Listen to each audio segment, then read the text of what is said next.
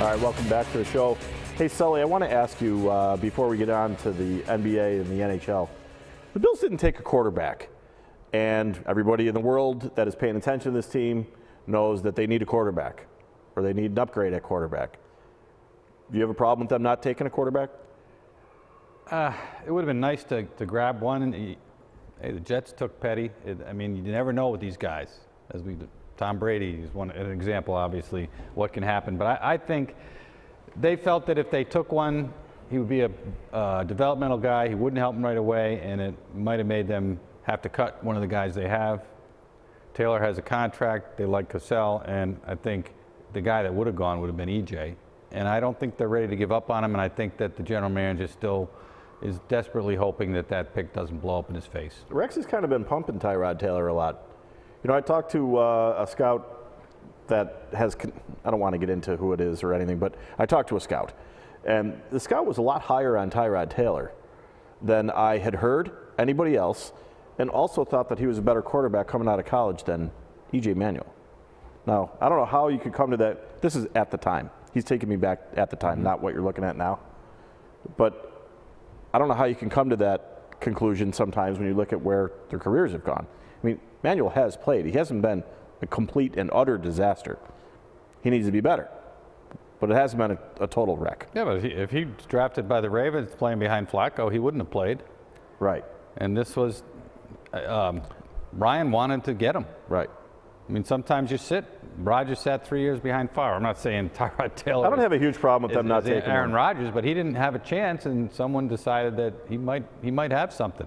I don't have a huge problem with them not taking a quarterback. I mean, if you don't have anybody that's out there that you're sold on, and there's nobody that's good enough, there were only 7 taken in the draft, so that's okay. All right, let's move on. Sure. The fight. I'm sure you shelled out $100 and whatever dollars. What was it? $100? I publicly said I wouldn't have spent 99 cents, Bucky. And I had a feeling. That's because you wouldn't spend 99 cents on anything. That's true. Well, except I win the money from you, I don't need it.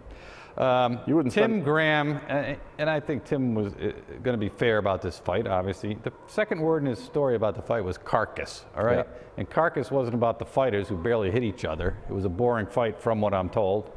It's about boxing itself. And Sure. Tim, I don't know if you saw it, did just a wonderful piece, a long piece. He went to 4 places to talk about the demise of boxing, and I don't think he believes boxing has much of a future. And this is a boxing guy. And this fight just lived right down to everything that's wrong with boxing, and it was a ripoff. And I don't feel bad for anyone who paid $99 because you knew what you're getting, and you have only yourself to blame. It was boring. And then the guy was hurt. That's theft. Right. He wasn't able to get a shot, so why was he in there? And I know Tim Graham asked Bob Arum, okay, well, if he was hurt and he had a problem with the shoulder, why are you sending him into the ring? And then he had the microphone taken away from him, and that was it. So that's boxing right there for you, Sully. And you know what? I think if you ask most younger people today, they're more into UFC. You know, they think it's a more honest sport, and they think that boxing is like, the way I looked at Roman wrestling. So, NBA. I picked the Bulls in this series. It starts tonight. Bold move. And I picked the Clippers. Despite Chris Paul's injury, I was very impressed with what they did to my Spurs. It was a great game. Griffin's it was the star. It was the best first-round series that I've watched in years, and Game 7 was the best first-round game that I've seen in 20 years. To have your champion go out in a first round like that, but they looked a little old at the end. But I really think the Cavs, without Love, are in trouble. We've discussed his shortcomings. Defensively, he might not hurt them. That might not hurt him, but you can't take an offensive weapon like that off a team. And I think the Bulls are really peaking right now. And you know who's peaking and no one talks about? Just set a record by winning a series opener on the road 4 times in a row, the Wizards. Yeah. I think the Wizards are going to the conference finals. Well, it's a really interesting team, and that is a team that most people overlooked. I mean, when you look around at some of the other series, and by the way, I like Cleveland. I don't know if they can beat the Bulls. I mean, that's a tall order, but I like them. Is that okay to say that? Do you like them enough to bet this series? Yeah, I'll bet you $5. I'm taking Cleveland. Well, I boy, think taking LeBron James, aren't you brave? And we're going to bet it even. It's fine. I'll take the Bulls. And I think LeBron can make the difference because you can put him anywhere on the floor. He's the best player in the league, and he understands what needs to be done. And he can also, as good of a defensive player he is, he's also a very good rebounder when he needs to. He's going to help pick up the slack. He's going to take on more of a scoring load. He's going to ask Irving to do more, and he will do more. So yeah, I am going to. And I like the Bulls, and I just did that on a whim because it's you. And if right after the show, I'm going to be punching myself in the head for doing it and regretting it. Don't mess up that new haircut. But how about the Clippers? You want to take your boys Houston against the Clippers and have 2 bets going?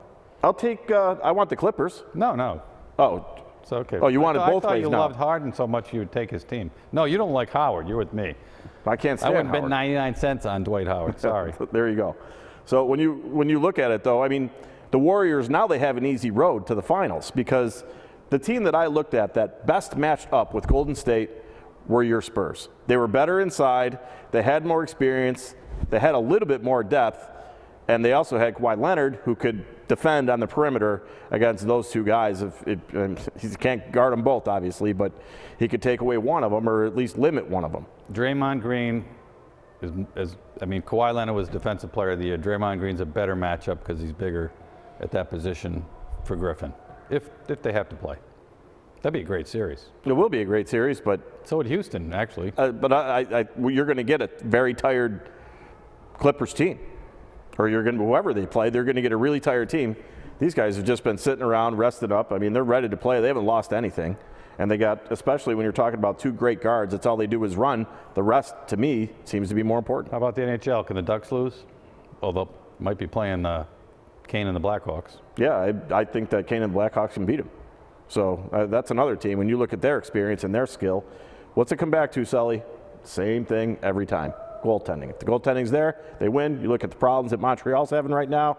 Carey Price, probably the Hart Trophy winner, likely. Gave up 6 goals. Yeah, he doesn't look so good right now. He looks very average. 1 game. And they're down 2-0. So, all right, we need to take a break. Then we need to come back and wrap it up. We got fans. They're trying to barge in on us in here, Sully. We're growing.